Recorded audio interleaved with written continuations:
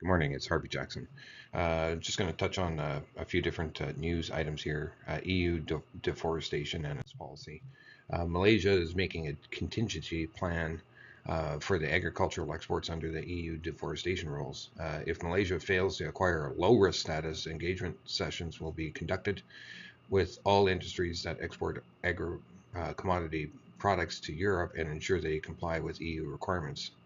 Uh, Malaysia is currently as a standard risk under the deforestation regulation right now, and they're trying to get under the low risk. Now, under the EU regulations, 3% of shipments from standard risk countries need to be inspected by the authorities, while low risk countries face less due diligence rules. So high risk countries are Belarus, Myanmar, Russia, and North Korea are the strictest compliance checks. So the EU law, which is expected to come into effect in December, applies to soy, beef, palm, wood, cocoa, and coffee, and some downstream products like leather, chocolate, and furniture. Just reiterating how European countries are just putting pressure on this whole deforestation. They put the even Brazil at risk as well because they're taking out some of the Amazon. You got to remember, most of Europe was cleared, hundreds of years ago, but now they're pointing the finger at the countries that are just ramping up their agriculture for this growing hungry world. Here's another news item. Scott Moe was in front of the cameras, I believe, yesterday, and he was talking about going to China next week.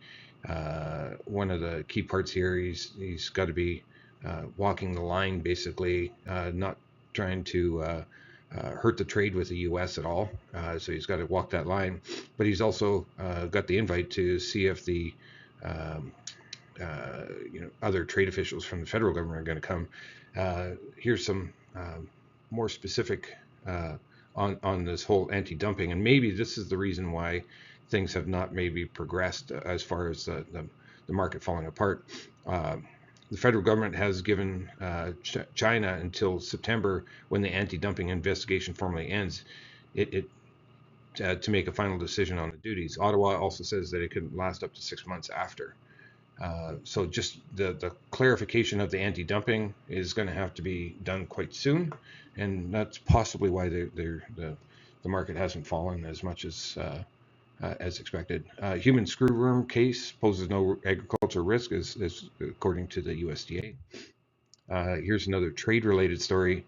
India, Russia oil gains wiped out by Trump's tariffs. So the 25% tariff additional against India for partnership with Russia is going to hurt like $37 billion worth of business there, which is quite a bit.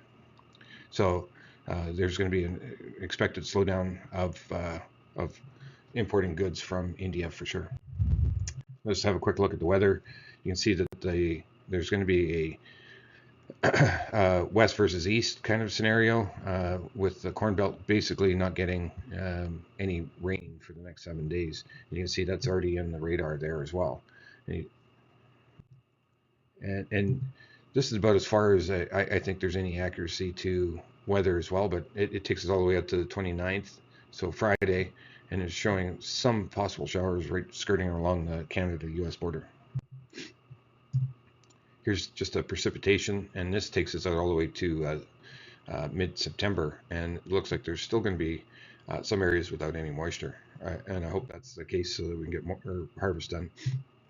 What I'm watching here is actually the highs and lows of temperature as well, so you get pretty warm for extended period here, but we do get pretty cool in a couple of these nights as well, down to 4 or 5. So I don't know if that's going to pose huge risk on crops, but it could on some of the later crops or the still green crops.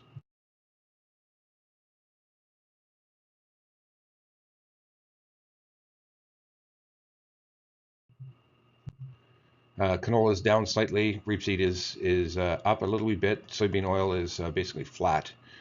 Crude oil is just down a little wee bit as well. Soybeans up, And your Minneapolis wheat is still down again at 588 on the December, and the other wheats are down 3 to 4 cents. Canadian dollars down as well.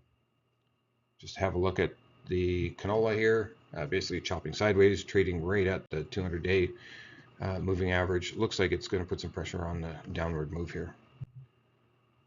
European rapeseed, basically chopping sideways as well. It's really not doing anything to support the canola market. Soybean oil market still looks like it's getting supported, and it's come off of its highs, but it's still pretty well supported there.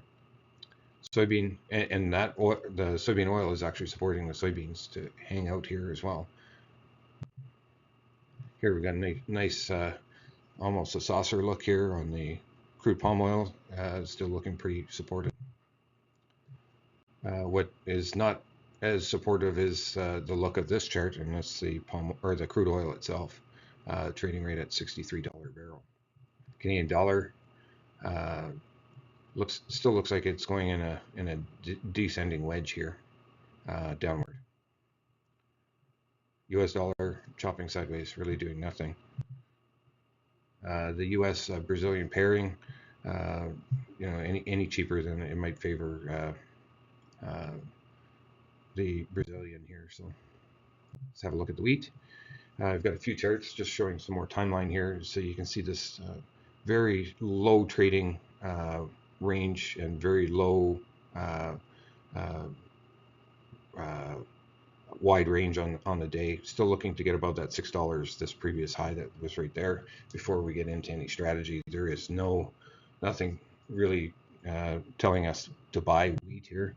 So here's just going back to the Russia-Ukraine conflict, and you can see we've made some seasonal highs.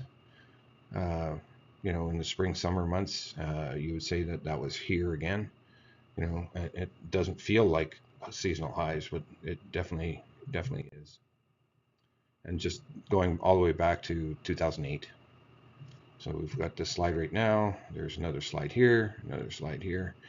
But it bumps its head up against the 488 kind of an area, not 588. So hopefully we make some higher lows and we bounce off of here. But who's to say? This market is keeps proving us wrong here.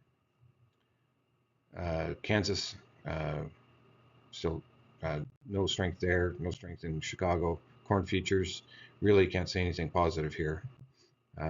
So I just thought I would bring back where these markets were as well, farther back. Corn did trade a little bit lower back in July, but then if you go back to multi-years, you're going to see there is still some lower lows that we've seen.